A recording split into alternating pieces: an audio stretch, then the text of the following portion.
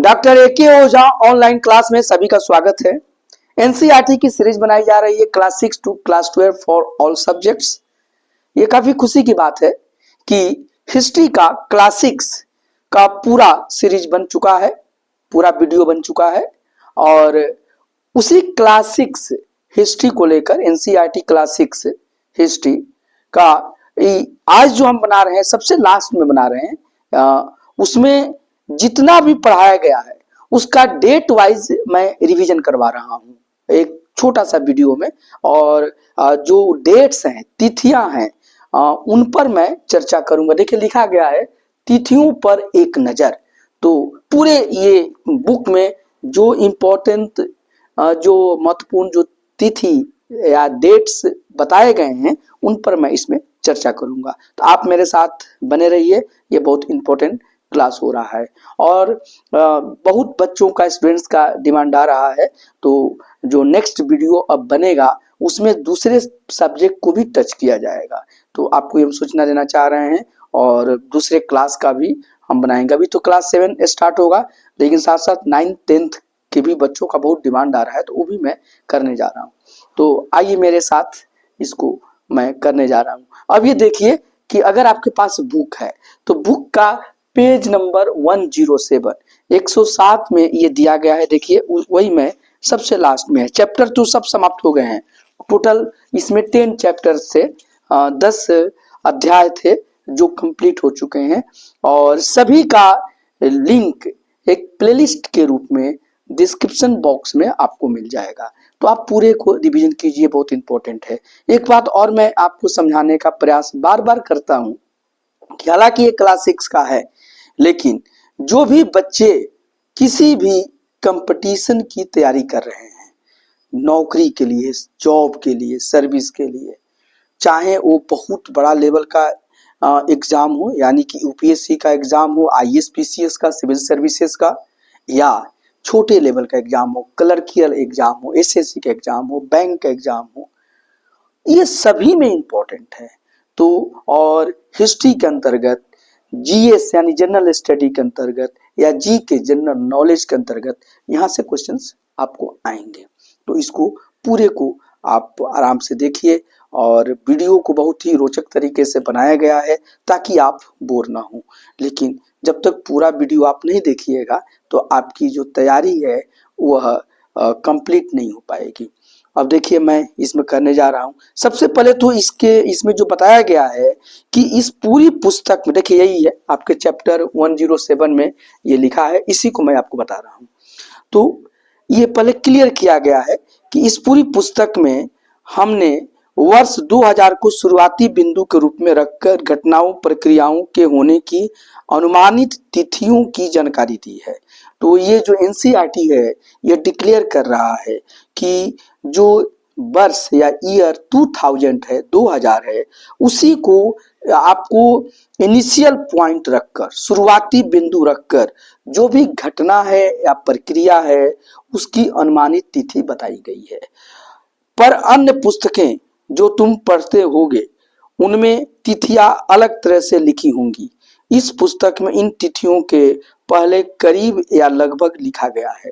तो यही क्लियर किया गया है कि आप कोई दूसरा भी हिस्ट्री का किताब पढ़ेंगे तो हो सकता है कि जैसे यहाँ पर 2000 को ही यहाँ पर शुरुआती बिंदु या इनिशियल पॉइंट माना गया है, हो सकता है कि उस पुस्तक में 2000 के अलावे जो इनिशियल पॉइंट माना गया हो, इसीलिए कुछ तिथियों में थोड़ा सा हेरफेर हो सकता है। इसीलिए यहाँ पर जो भी डेट्स या तिथियां दी गई हैं उसमें करीब या लगभग ये शब्द की चर्चा की गई है। तो बिल्कुल ये क्लियर हो गया है कि अगर प्राचीन भारत की कुछ तिथियों में आपका इधर उधर आ रहा है तो आप उससे घबराइए नहीं, लेकिन फॉलो किसको करेंगे? तो यही एनसीईआरटी को फॉलो करेंगे। या जो तिथि मैं यहाँ पर डेट्स जो बता रहा हूँ उसी को आप स्टैंडर्ड मानिए और एग्जामिनेशन में भी इसी को स्टैंडर्ड माना जाता है।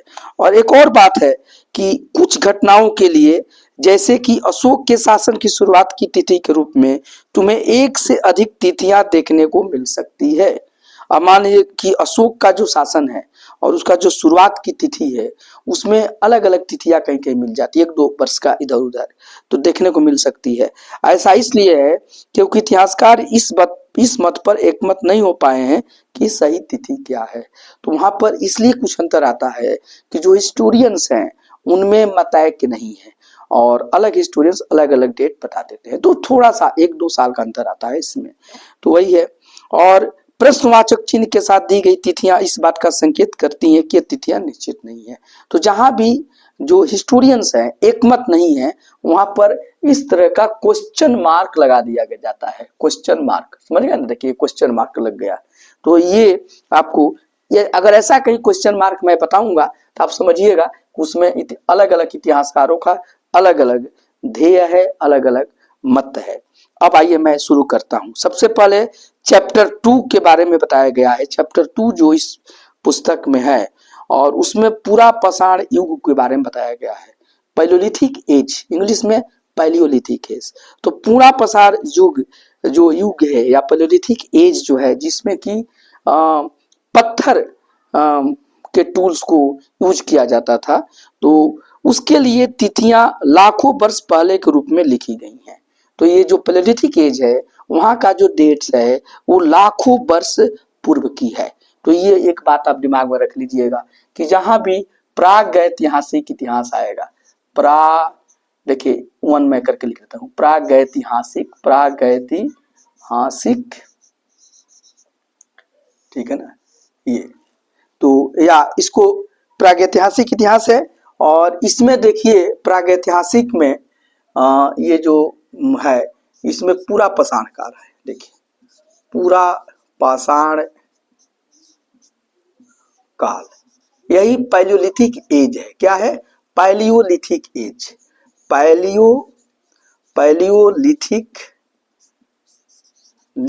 एज, इसकी मैंने चर्चा किया है जिसमें कि आपको मैं काफी इसके बारे में चर्चा किया है। इसमें मेसोलिथिक के बारे में है, न्यूलिथिक के बारे में है, पैलियोलिथिक के बारे में है। तो ये जो एज है इसकी जो तिथियां हैं, पैलियोलिथिक एज की जो तिथियां हैं ये क्या है? लाखों वर्ष पहले की है, लाखों वर्ष पूर्व, ये लाखों वर्ष पूर्व घटनाएं घटी हैं। मतलब 1000 वर्ष नहीं, 100 वर्ष नहीं, लाखों वर्ष पूर्व, 1 लाख से भी ज्यादा वर्ष पूर्व की यहाँ पर घटनाएं की चर्चा हुई है पैलियोलिथिक एज में। तो ये आपको हो गया। साथ ही साथ देखिए दूसरा, ये चैप्टर 2 में ही आपका चर्चा हुआ है कि मेहरगढ़ में कृषि तथा पशुपालन की शुरुआत, ये बहुत पूछा जाता है कि तिथि लगभग 6000 ईसा पूर्व दी गई है। तो ये जान जाइए कि मेहरगढ़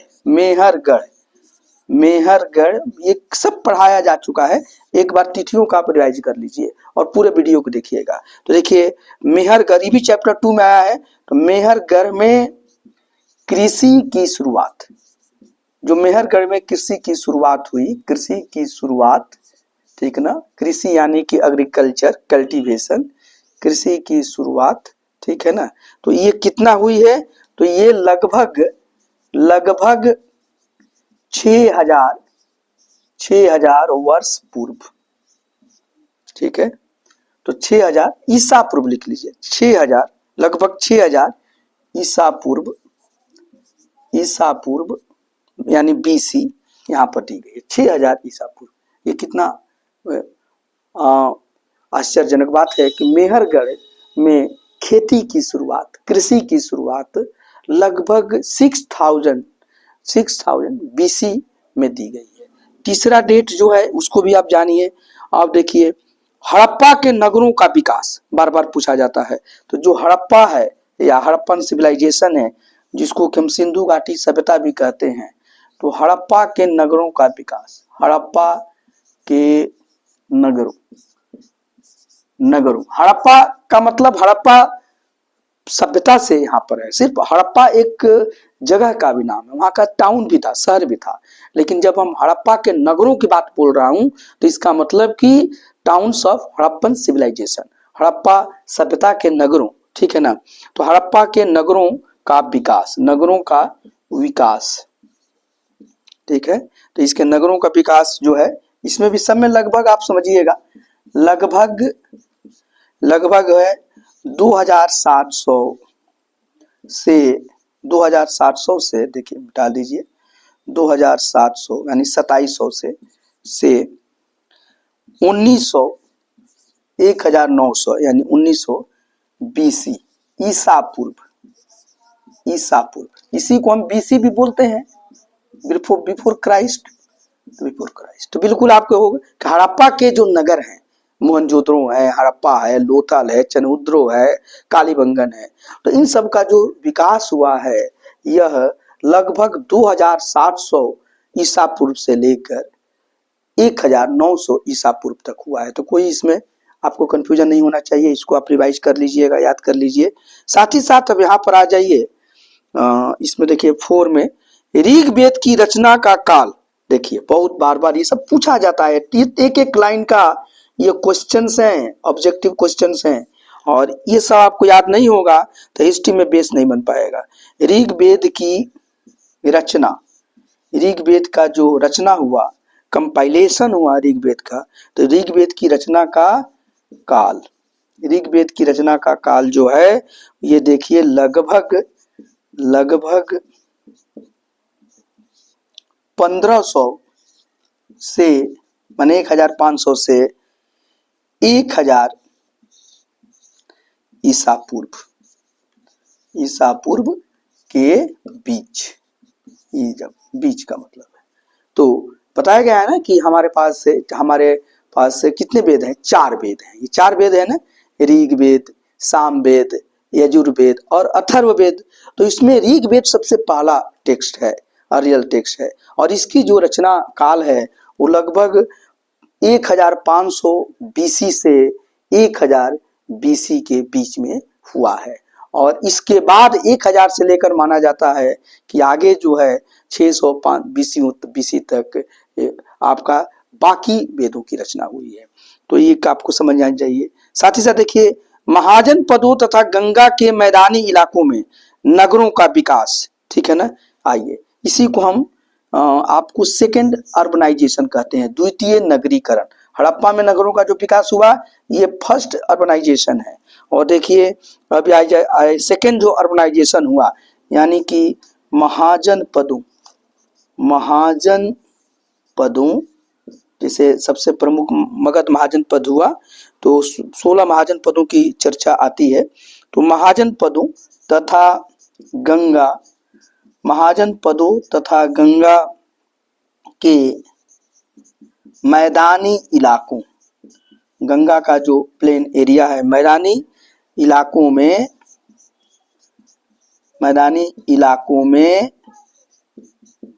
नगरों का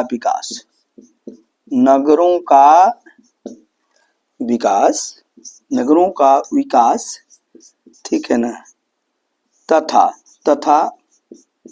उपनिषद जैन धर्म,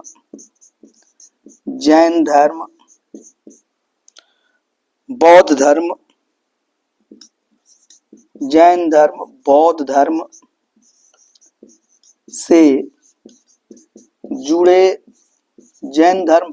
से जुड़े विचारों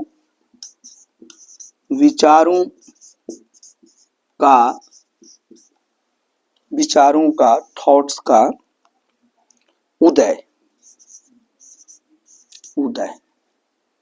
लगभग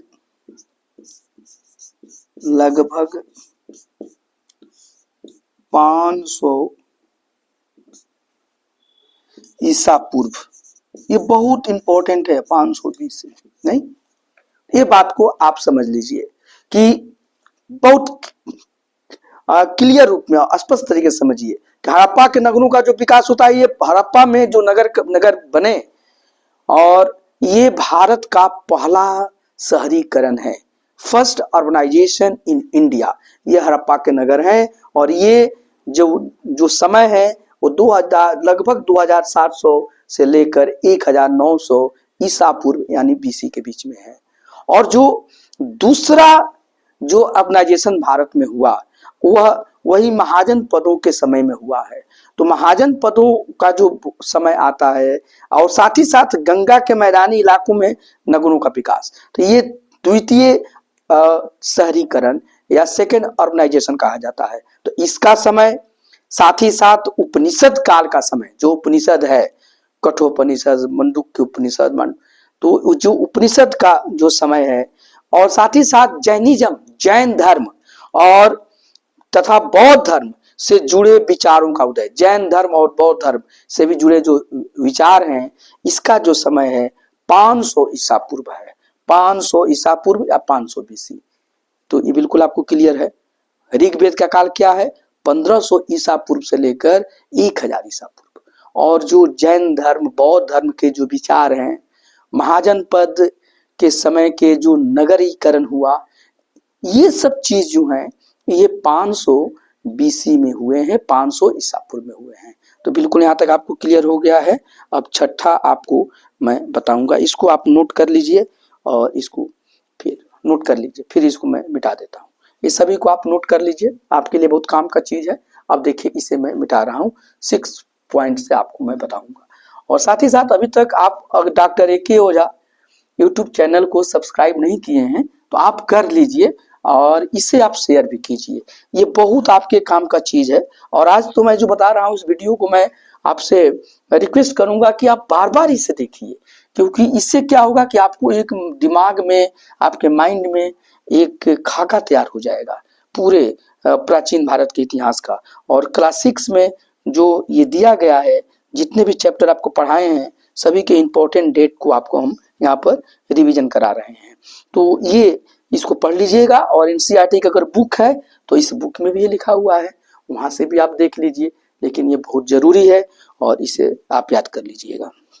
अब आ जाइए 6 पॉइंट में हम आ रहे हैं। 5 तो बता दिए, 6 में क्या है देखिए, पश्चिमोत्तर में सिकंदर का आक्रमण। ये देखिए भारत का यही पश्चिमोत्तर भाग है नहीं, और यहीं पर सिकंदर का आक्रमण होता है, याद है ना, पढ़ाए थे। और फिर सिकंदर आता है तो उसको पश्चिमोत्तर में ही भारत के महान शासक पोरस शासन करते थे, जिन्हें पुरु भी कहा जाता था, उनसे युद्ध होता है, वो हार जाते हैं, लेकिन उनकी बहादुरी से सिकंदर बहुत प्रभावित होता है। और फिर इधर मगध साम्राज्य में नंद शासकों का शासक था। देखिए बिहार में पटना के आसपास ये मगध साम्राज्य है, और यहाँ पर सिकंदर आगे बढ़ना चाहता था, लेकिन वो लोग यहाँ तक नहीं आते हैं। और नंदू की सेना की वो चर्चा सुने थे, और इनके सेना में हाथी वगैरह होते थे, ये बहुत तबाही मचाते थे। तो उनसे उनके सिकंदर के सैनिक भयाक्रांत थे, तो आगे नहीं बढ़े हैं। तो वही सिकंदर के बारे में मैं बात कर रहा हूँ। उस सिकंदर को ही अलेक्जेंडर द ग्रेट भी कहा जाता है। तो देखिए पश्चिमोत्तर भारत में नहीं, पश्चिमोत्तर मतलब पश्चिमोत्तर, ठीक है ना, में पश्चिमोत्तर में सिकंदर, यही अलेक्जेंडर है, सिकंदर को ही अलेक्जेंडर द ग्रेट कहा जाता है, ठीक है ना। तो सिकंदर या अलेक्जेंडर का आक्रमण, इसका जो आक्रमण हुआ है उसका समय जान लीजिए और इसे याद कर लीजिए। तो आक्रमण लगभग, यहाँ पर भी लगभग मैं लिख रहा हूँ, क्यों? क्योंकि ये हमला जो इनिशियल पॉइंट है 2000 है, तो इसलिए। तो सिकंदर का आक्रमण जो है लगभग 327, ठीक है ना, यानी 327 से 325 ये ईसा पूर्व या BC। तो सिकंदर का आक्रमण जो है वो 327 से 325 यानी 327 से 325 ईसा पूर्व के बीच में हुआ है। अब किसी किताब में 326 ईसा पूर्व भी मिलता है, तो ठीक है। तो ये आपके दिमाग में आइडिया होना चाहिए और आप कंफ्यूज मत कीजिएगा। अब देखिए, अब आपको 7 पॉइंट में आ जाइए, 7वां में। ये क्या है? चंद्रगुप्त मौर्य का राजा बनना। मौर्य डायनेस्टी का या मौर्य राजवंश का संस्थापक थे चंद्रगुप्त, जो चाणक्य के मदद से स्थापना किए। तो चंद्रगुप्त मौर्य का शासक बनना, चंद्रगुप्त मौर्य का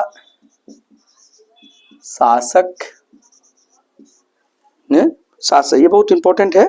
चंद्रगुप्त मौर्य का शासक या राजा, इसमें लिखा है तो मैं राजा ही लिख रहा हूं।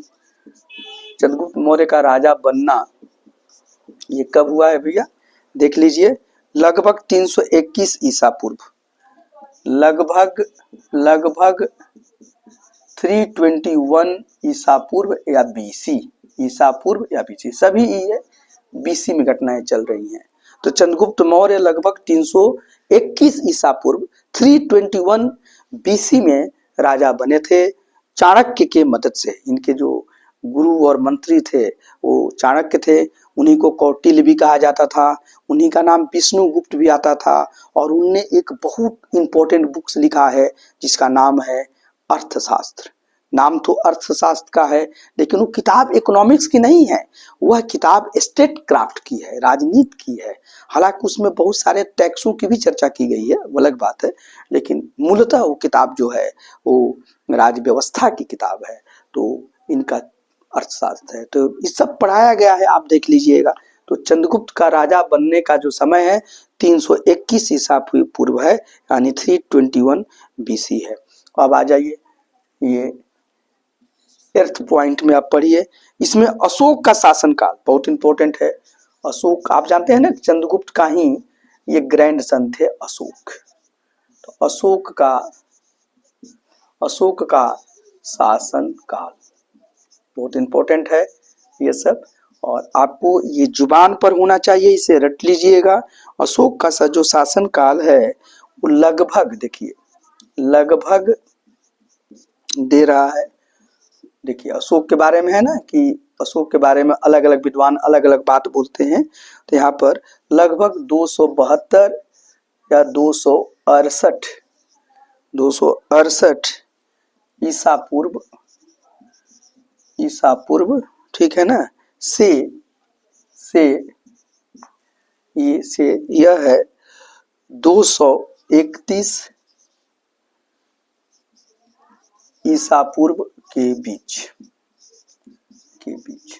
नहीं। तो अशोक का जो ये शासन काल है वो लगभग 272 या 268, ये लोगों का मानना है। बहुत जगह कहा जाता है कि अशोक को 268 में होते हैं क्योंकि उनको कुछ समय तक अपने भाइयों से उनको युद्ध करना पड़ा। किन्हीं किन्हीं किताबों में कुछ लोग कहते हैं कि उन्होंने अपने 99 भाइयों को उन्होंने मार कर तब गद्दी को पाई है। तो ये सब बात है। तो कुछ इतिहासकार 272 बोलते हैं, कुछ हिस्टोरियंस 268 बोलते हैं। तो इसीलिए यहाँ पर ऐसी बात लिखी गई है। और इससे लेकर 231 ईसा पूर्व या बीसी तक इन्होंने शासन किया। अशोक कौन थे? मौर्य वंश के राजा थे, तीसरे राजा होते हैं। इसके संस्थापक चंद्रगुप्त मौर्य हैं। चंद्रगुप्त मौर्य के पुत्र का नाम बिंदुसार था और उन्हीं के पुत्र अशोक थे। तो यहाँ तक बहुत इंपॉर्टेंट है, आप जान गए। अब आइए ये देखिए 9th पॉइंट में आपको हम बताने जो जा रहे हैं वह संगम साहित्य के बारे में बता रहे हैं। बहुत इंपॉर्टेंट है संगम साहित्य। इसमें दक्षिण भारत का इतिहास है, इसमें चोल चेर पांड्य शासकों के बारे में है। तो संगम साहित्य बहुत इससे क्वेश्चन पूछे जाते हैं। तो संगम साहित्य की रचना, संगम लिटरेचर की जो रचना है वो कब हुई है भैया? तो जो रचना है लगभग, देखिए यहाँ पर लगभग 300 ईसा पूर्व से 300 ईस्वी तक। देखिए कितना इंपॉर्टेंट है कि लगभग ये 600 वर्षों तक चली है। संगम लिटरेचर का कंपाइलेशन है। और पिछले वीडियो में हमने शिल्पादिकारम जो इलांगो ने लिखा था या मली मेखलाई जो सतनार ने लिखे हैं, इसकी हमने चर्चा किया है। तो ये संगम साहित्य दक्षिण भारत के इतिहास को जानने का सबसे सुंदर ये स्रोत है। और इसका जो रचना काल है वह 300 ईसा पूर्व से 300 ईस्वी तक लिखा गया है। और माना जाता है कि यह पांड्यों की राजधानी मदुरई में यह संगम साहित्य की रचना हुआ है। संगम इसलिए कहा जाता है कि ये संगम मतलब कि संगोष्ठी होती थी। यहाँ पर जो भी विद्वान थे, विद्वान लेखक कवि यहाँ पर बैठते थे और तब वहाँ पर ग्रंथों की रचना हुई है और वहाँ से अनुमति प्राप्त होती थी। तो इसे संगम साहित्य कहा जाता था। तो ये दक्षिण भारत के इतिहास को जानने के लिए, और यह संगम साहित्य की रचना माना जाता है कि पांड्यों की राजधानी मदुरई में ये संगम हुआ था, वहीं पर ये साहित्य की रचना हुई। और मतलब कि यहाँ पर संगोष्ठी हुई और वहीं से जो भी रचना हुआ लोग यहाँ पर रचना अपना पढ़ते थे, यही उनको अप्रूव्ड किया जाता था। तो बहुत ही समृद्ध संगम साहित्य है। और इसका जो समय है वो 300 BC यानी 300 ईसा पूर्व से लेकर 300 AD यानी 300 ईस्वी तक हुआ है। तो इसको आप अपने दिमाग में बिल्कुल फिट कर लीजिए, बैठा लीजिए। अब आ जाइए 10th पॉइंट, 10वां जो बात है, इसमें कनिष्क का शासन। कनिष्क कुषाण वंश का शासक है कनिष्क। सब हमने वीडियो में आपको पढ़ाया है, बस यहाँ रिवाइज करा रहे हैं। कनिष्क का देखिए शासन जो है लगभग जो है ये 78 से 100 ईस्वी यानी AD। देखिए यहाँ पर क्वेश्चन मार्क है, कुछ विद्वानों में यहाँ पर एकता नहीं है, कुछ अलग अलग विद्वान अलग अलग बात कहते हैं, लेकिन जो भी बात करते हैं तो 78 से लेकर 100 ईस्वी के बीच की ही बात बताते हैं। तो ये कनिष्क का जो शासन है, कनिष्क कुषाण वंश का शासक था नहीं, और बताए थे वीडियो में पूरा बनाया हूँ कुषाण वंश पर कि जो है कुजुल कडफिसेस, भीम कडफिसेस, ये सब कुषाण वंश के शासक थे। तो कनिष्क उसका सबसे महानतम शासक था। तो इसका जो शासन है वो 78 से लेकर 100 ईस्वी के बीच में था। तो यही यहाँ पर बताया गया है। क्वेश्चन मार्क मतलब कि अलग अलग विद्वान अलग अलग बताते हैं। बौद्ध जो धर्म है, तो बौद्ध धर्म में कुछ परिषद हुई थी, संगीति हुई थी, काउंसिल हुई थी। तो जो चौथी संगीति हुई थी वो कनिष्क ही उसका संरक्षक था, और इसके ही संरक्षण में कश्मीर के कुंडल वन में हुई थी। ये बहुत इंपॉर्टेंट है। और आइए अब साथ ही साथ नेक्स्ट जो पॉइंट है, देखिए 11 पॉइंट आपको हम बताने जा रहे हैं, और यह है गुप्त साम्राज्य की स्थापना। गुप्त साम्राज्य, इस पर भी मैं एक विस्तृत वीडियो बनाया हूं। गुप्त साम्राज्य, गुप्ता डायनेस्टी जो है, गुप्त साम्राज्य की स्थापना, फाउंडेशन ऑफ गुप्ता डायनेस्टी। तो गुप्त साम्राज्य की स्थापना जो है लगभग 320 यहाँ पर ईस्वी, याद कर लीजिएगा। तो 320 ईस्वी में गुप्त साम्राज्य की स्थापना है। थोड़ा याद कीजिए कि देखिए बच्चे बहुत कंफ्यूज कर जाते हैं। देखिए मौर्य डायनेस्टी है, चंद्रगुप्त मौर्य संस्थापक है, और ये राजा बनता है 321 ईसा पूर्व में। 321 यह BC है नहीं, और ठीक उसके लगभग 600 वर्षों बाद आप देख लीजिए कि गुप्त साम्राज्य की स्थापना होती है, और यह लगभग 320 ईस्वी में होता है। और गुप्त साम्राज्य का जो संस्थापक माना जाता है वो श्रीगुप्त को माना जाता है। और पहला जो महत्वपूर्ण शासक, फिर श्रीगुप्त के पुत्र घटोत्कच हैं, फिर उनके लड़के चंद्रगुप्त प्रथम हैं जो कि इसको विस्तार करते हैं, महाराजाधिराज की उपाधि लेते हैं। ये सब गुप्ता डायनेस्टी पर हमने विस्तृत बनाया है। इसी डायनेस्टी में चंद्रगुप्त विक्रमादित्य भी थे, या चंद्रगुप्त द्वितीय जो अपने को चंद्रगुप्त विक्रमादित्य कहते हैं। गुप्त साम्राज्य में ही कुमार गुप्त हुए, जिन्होंने नालंदा विश्वविद्यालय की स्थापना का जिनको श्रेय दिया जाता है। तो ये सब चीजें हम बता चुके हैं, बस यहाँ पर आपको मैं रिकॉल करा रहा हूँ, आपको याद करवा रहा हूँ। तो देखिए गुप्त साम्राज्य या गुप्ता डायनेस्टी का जो फाउंडेशन होता है वो लगभग 320 ईस्वी में होता है, यानी 320 AD में। और मौर्य साम्राज्य का स्थापना जो है ये 321 ईसा पूर्व में होता है, इस BC में होता है। तो बिल्कुल याद हो गया आपको। अब आ जाइए 12 पॉइंट पर। देखिए 12 पॉइंट जो इसमें मैं बताने जा रहा हूँ यह है वल्लभी में, वल्लभी याद कर लीजिए, शिक्षा का बहुत बड़ा केंद्र था वल्लभी। तो वल्लभी में परिषद, वल्लभी की परिषद में लिख लीजिए, वल्लभी की परिषद, परिषद मानी काउंसिल, संगोष्ठी होती थी, तो या सेमिनार होता था। तो वल्लभी की परिषद में जैन साहित्य का संकलन, जैन साहित्य का संकलन, जैन साहित्य का संकलन देखिए लगभग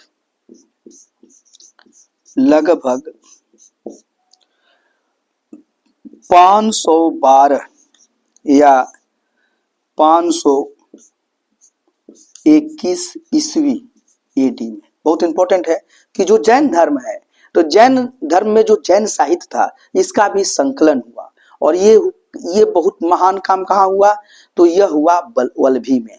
वल्लभी उस समय शिक्षा का बहुत बड़ा केंद्र था। ये सब मैं पढ़ाया हूँ, बस रिवाइज कर रहा हूँ।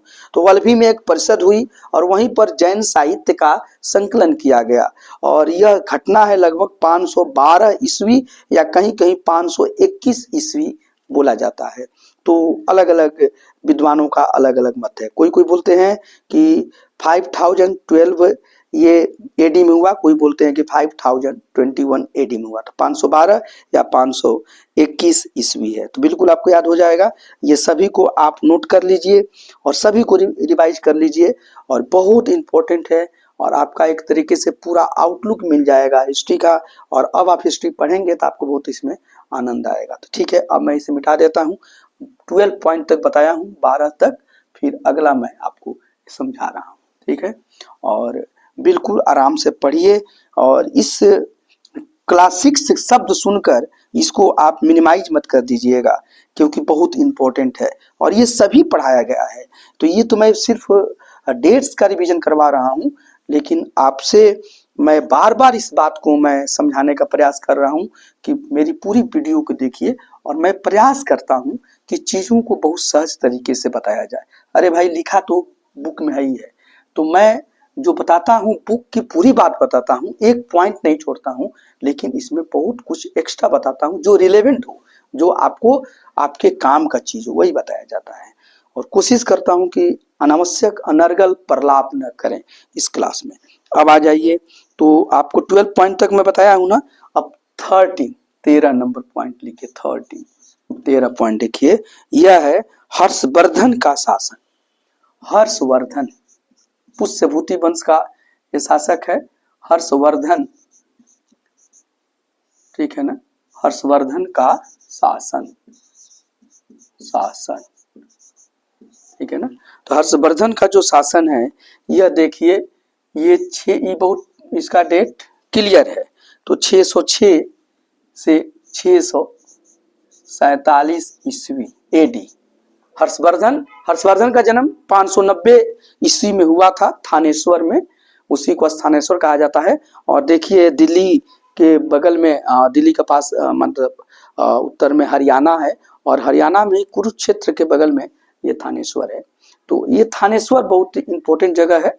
और हर्षवर्धन के पिता का नाम प्रभाकर वर्धन था। फिर उनकी बड़े भाई राज्यवर्धन थे, हर्षवर्धन के पहले वही शासक थे, उनको मार दिया गया तो हर्षवर्धन हुए हैं। तो हर्षवर्धन पर एक पूरी वीडियो में बनाया, उसको जरूर देखिएगा। लेकिन ऐसे यहाँ जान जाइए, हर्षवर्धन का जो शासन है 606 से में गद्दी पर हर्षवर्धन बैठते हैं, और 647 में हर्षवर्धन की मृत्यु हो जाती है, तब तक ये शासन करते हैं। ये प्रयाग में, कनौज में यह एक तरह से धर्म का महासम्मेलन भी ये बुलाते हैं। तो सब चर्चा मैं हर्षवर्धन में किया हूँ। इन्हीं समय में ह्वेनसांग भी आया है, तो ये है। अब देखिए वही अगला पॉइंट है ह्वेनसांग के बारे में ही। तो यहाँ पर मैं आपको ये 14 पॉइंट में बता रहा हूँ। ह्वेनसांग, कहीं कहीं इसको स्वेनसांग भी लिखा जाता है। तो यहाँ लिख लीजिए चीनी यात्री, ठीक है ना, चीनी यात्री लिखिए, कौन है, चीनी यात्री स्वेनसांग। ये चाइनीज नेम है ना भैया, ऐसे ही होते हैं। तो स्वेनसांग, कहीं कहीं ह्वेनसांग भी होता है। तो चीनी यात्री स्वेनसांग का भारत आगमन, भारत में स्वेनसांग कब आते हैं? ये बौद्ध चीनी यात्री थे, बौद्ध धर्म को मानने वाले थे और बौद्ध धर्म के ही अध्ययन के लिए आए थे। तो भारत आगमन ये होता है 630 से 643 ईस्वी के बीच। ये आकर भारत में लंबे समय तक रहते हैं, ये इतना समय तक ये रहे हैं, ठीक है ना। तो xuanzang जो है भारत में आते हैं, ये नालंदा विश्वविद्यालय में भी आकर ये अध्ययन करते हैं, बाद में कुछ समय के लिए ये टीचिंग भी करते हैं, वहाँ शिक्षक भी बन जाते हैं। तो ये xuanzang है। और ये हर्षवर्धन के भी हर्ष के भी दरबार में ये 6 वर्षों तक रहते हैं और बहुत चीजें लिखे हैं, नालंदा के बारे में लिखे हैं, हर्षवर्धन के बारे में लिखे हैं, और जो भी लिखे हैं बहुत एक्यूरेट लिखे हैं। तो इनका जो बुक है, जो इनका यात्रा वृत्तांत है, उसको बहुत ही प्रमाणिक माना जाता है। तो बस xuanzang का भारत में जो आगमन होता है 630 में होता है और 630 से 643 ईस्वी तक ये रहते हैं। तो बस यहीं पे लिखा गया है।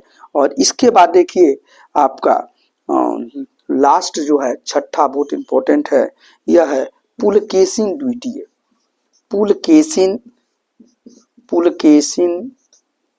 सेकंड, ऐसे सेकंड लिखा जाता है रोमन का, तो द्वितीय समझिएगा, का शासन। पुलकेशिन सेकंड का शासन पुलकेशिन का शासन जो है यह है 609 से 642 ईस्वी। देख रहे हैं, तो ये 609 से 642 ईस्वी ये पुलकेशिन द्वितीय का शासन है। ये चालुक्य शासक थे, दक्षिण में ये चालुक्य शासक थे और सबसे महान चालुक्य शासक माने जाते हैं। और कहा जाता है कि पुलकेशिन द्वितीय जो हैं, इन्होंने ही हर्षवर्धन जब अपने साम्राज्य का विस्तार कर रहे थे तो नर्मदा के तट पर ही उनको रोक दिया था, और बहुत लोग कहते हैं कि उन्हें हरा भी दिए थे ये। तो हर्षवर्धन पुलकेशिन द्वितीय से हार गए थे। बहुत हर्षवर्धन भी महान शासक थे, महान योद्धा थे, लेकिन पुलकेशिन द्वितीय के सामने उससे उनको पराजय मिलती है, और नर्मदा से आगे हर्ष को ये नहीं बढ़ने देते हैं। तो यही पुलकेशिन द्वितीय का शासन है, और ये समय है 609 से 642 ईस्वी। देख लीजिए, हर्ष जो है वो 606 से 647 ईस्वी तक हर्ष का शासन है, और पुलकेशिन द्वितीय 609 से 642 ईस्वी। तो लगभग ये हर्षवर्धन और पुलकेशिन द्वितीय ये दोनों समकालीन थे, कंटेम्पररी थे।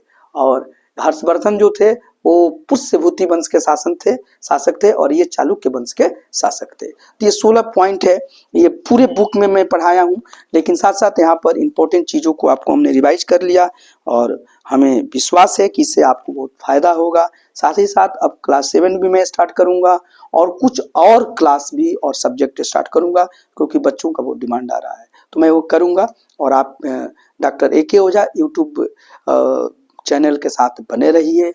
बार बार कहता हूं कि आप इसे अभी तक अगर आप सब्सक्राइब नहीं किए हैं तो कर लीजिए, और आपके लिए बहुत फायदेमंद है। और साथ ही साथ आप अपने दोस्तों को भी इसे शेयर कीजिए। कोई भी मन में बात हो तो कमेंट सेक्शन में जरूर लिखिए, मैं सभी कमेंट को पढ़ता हूं, और इसी के साथ और जरूरत होने पर उसका मैं जवाब भी देता हूं। और इसी के साथ साथ इसे लाइक भी कीजिए, क्योंकि मेरा विश्वास है कि आपको ये पसंद आएगा। मैं बहुत ही सरल तरीके से, सहज तरीके से बातों को बताने का प्रयास करता हूं। तो आपका दिन शुभ हो। Thank you.